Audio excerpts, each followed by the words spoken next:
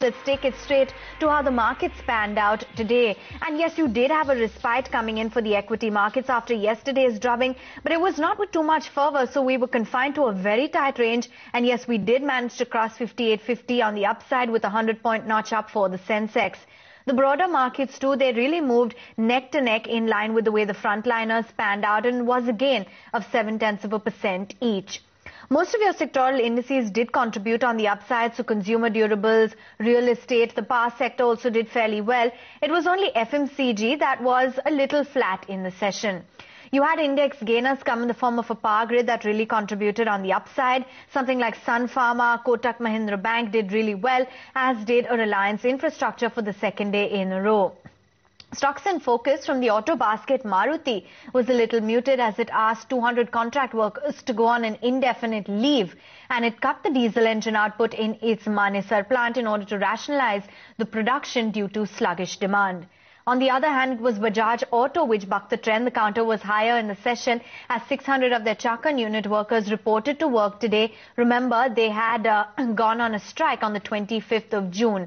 Apart from that, you had EduComp. In fact, it was the entire education basket which was really active as it plans a long-term debt recast approaching the CDR cell for its K-12 business. It is in talks with lenders in order to recast the rupee debt, and that really worked wonders for the stock. You had some of the other education stocks which also followed suit, so full marks for them. Core Education and Everon and MT Educare, all of those counters were pretty active in the session.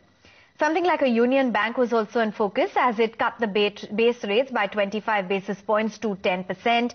Alstom from the capital goods basket, Alstom T&D that is, it won a 200 crore order from Bajaj Infra Development, which is why the counter was up and about today.